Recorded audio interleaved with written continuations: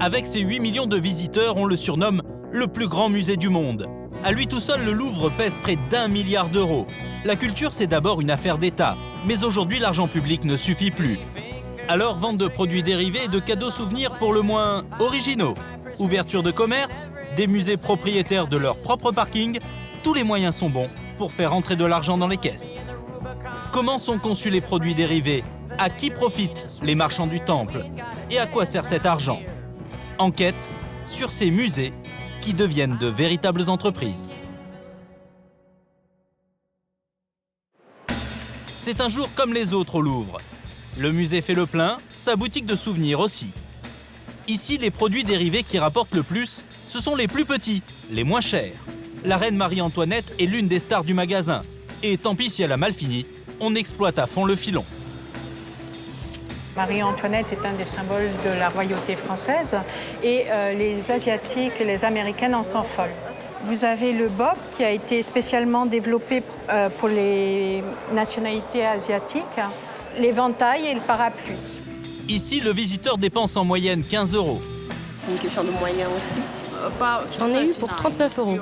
Oui, c'est vrai que c'est un peu cher. Mais bon, je n'ai pas l'impression de dépenser mon argent inutilement.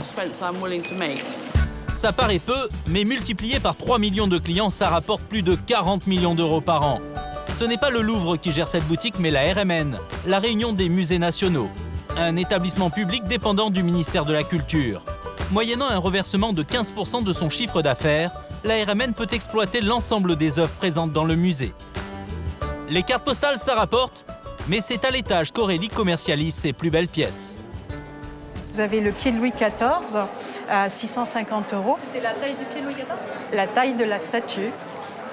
C'est la reproduction de la main de Louis XV sur sa statue équestre, qui était place anciennement Louis XV, maintenant place de la Concorde. Celle-ci coûte 2 500 €. Mais la main de Louis XV, ça ne va pas dans tous les intérieurs. Anna et Michael ont opté pour un autre souvenir de leur voyage. Ce couple d'Australiens est à Paris pour la première fois et ils ont eu le coup de foudre pour l'une des œuvres phares du musée. On a visité le Louvre hier. Tout en haut de l'escalier, on l'a vu. Et là, on est tombé en extase. On s'est dit « Waouh, c'était la vraie. Grandeur nature ». Ils sont prêts à faire une petite folie pour la victoire de Samothrace.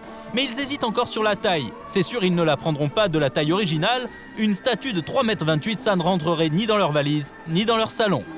Je pense que la prochaine fois que nous reviendrons à Paris, on prendra le modèle au-dessus. Et puis la fois d'après, on choisira encore plus grand. Mais là, on va se contenter de celle-ci.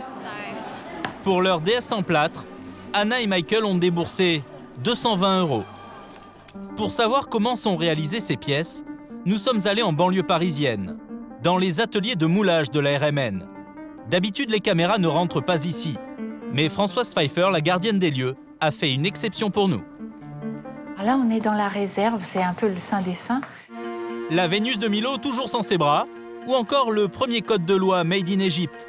Ce sont tous des moules originaux, uniques. Certains ont plus de 200 ans. Par exemple, ce moule du Moïse de Michel-Ange, il n'en existe qu'un au monde qui a été fait sur l'original. Les grandes pièces, on ne les fait que sur commande. Vous comprenez bien qu'on ne peut pas éditer, c'est un investissement énorme. Parce qu'un Moïse, il faut avoir de la place pour en mettre un chez soi. Un colosse, évidemment, ça prend de la place. Comptez en plus 42 000 € pour vous l'offrir. Avec plus de 5 000 moules, la RMN peut répondre à n'importe quelle demande, même les plus extravagantes. Il y a quelqu'un qui était venu nous demander un vide-poche un peu original. Et il a vu la statue, il a dit c'est parfait. Et il l'a pris pour son vestibule. Pas sûr que ce dieu égyptien aurait apprécié. À l'atelier, la star du moment, c'est François Pompon. Comme il est mort il y a 70 ans, le sculpteur animalier est tombé dans le domaine public. La RMN n'aura donc plus de droits à verser aux héritiers, 5 à 6% en moyenne sur chaque produit vendu. C'est le bon moment pour ressortir les moules. On va refaire un tirage du modèle plâtre, en fait, du taureau de Pompon, puisque c'est une pièce qu'on va rééditer à la boutique pour septembre. Du plâtre et de l'eau pour fabriquer ce taureau vendu 200 €.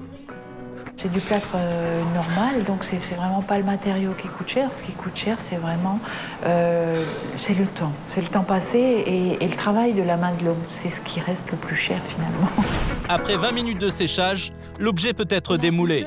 Chaque année, 10 000 pièces sont produites par l'atelier. Mais le numéro 1 incontestable des ventes du Louvre, c'est elle.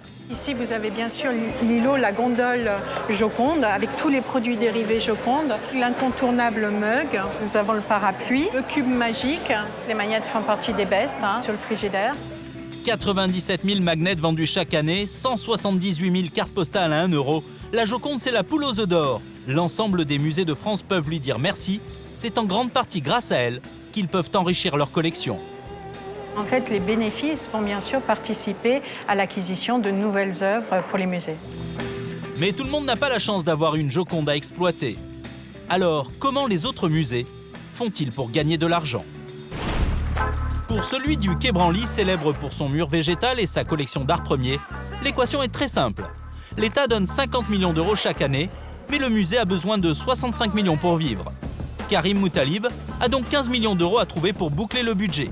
Il y a bien les entrées payantes, mais ça ne comble même pas la moitié de cette somme. Karim est le numéro 2 du musée. Sa mission, ce n'est pas seulement de gérer des œuvres d'un prix inestimable, il est aussi chargé du parking. Il est sous le bâtiment, il appartient au musée, 508 places, qui valent de l'or dans le quartier. L'intérêt du parking, c'est qu'en fait, on est à 200 mètres de la Tour Eiffel, donc il y a évidemment le musée qui se trouve juste au-dessus, mais la Tour Eiffel qui se trouve à 200 mètres, c'est le seul parking, je crois, dans le quartier pour la Tour Eiffel. C'est une société privée qui exploite le parking, et elle reversera entre 200 000 et 800 000 euros cette année au musée, une rente à vie. Il y a en tout 3 commerces ici, tous sont gérés par des sociétés privées. Pour le restaurant du 5e étage, comme pour tous les autres, c'est le même système qui a été adopté. Plutôt que de faire payer un loyer, le musée est intéressé au chiffre d'affaires entre 6 et 12%.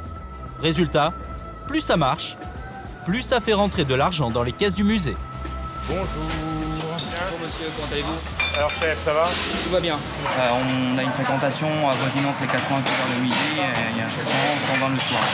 À suivre, 3 aiguillettes de canard rosé et une gambasse. Vous ne le savez certainement pas, mais quand vous faites une pause déjeuner dans un musée, vous mangez presque à tous les coups chez le numéro 3 européen de la restauration collective et d'autoroute. Depuis quelques années, ils investissent à tout va dans les musées. Le Louvre, le musée d'Orsay, le château de Versailles, c'est l'idée de Jean-François. Ici, il a dépensé 6 millions d'euros pour créer ce restaurant gastronomique. Il a le droit de l'exploiter pendant 25 ans et c'est très rentable. On aura un bénéfice positif au bout de 4-5 années d'exploitation, pas avant. Il faut qu'on amortisse les investissements importants qui ont été faits initialement. Donc c'est un bon business, quoi. Sinon, nous ne serions pas présents. Il peut avoir le sourire, le groupe a fait une très belle opération car il possède aussi le café-brasserie au rez-de-chaussée. C'est de loin le commerce qui rapporte le plus. 500 couverts tous les midis pour 100 places assises. Forcément, ça bouchonne. Il est 2h, 2h10, il y a encore la queue. Et là, vous avez, à mon avis, 80% des gens qui viennent du musée. En 3 heures de temps, chaque table va servir 5 fois. Il n'y a que les fast-food pour faire mieux. Ces 3 commerces rapportent près d'1,5 million d'euros au musée. Au Quai Branly, on a décidément la bosse des affaires. À la sortie du coin réservé aux expositions temporaires, Karim a même fait installer une petite librairie. Les visiteurs sont obligés de passer devant. Le catalogue de l'exposition vendu à 42 € part comme des petits pains. Et pour le musée, là encore, c'est tout bénef.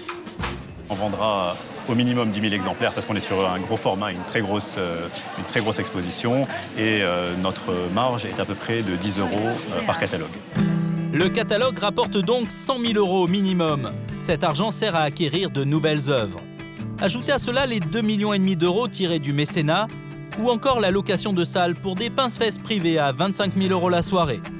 Des musées qui tentent à devenir de véritables marques et qui s'exportent même à l'étranger.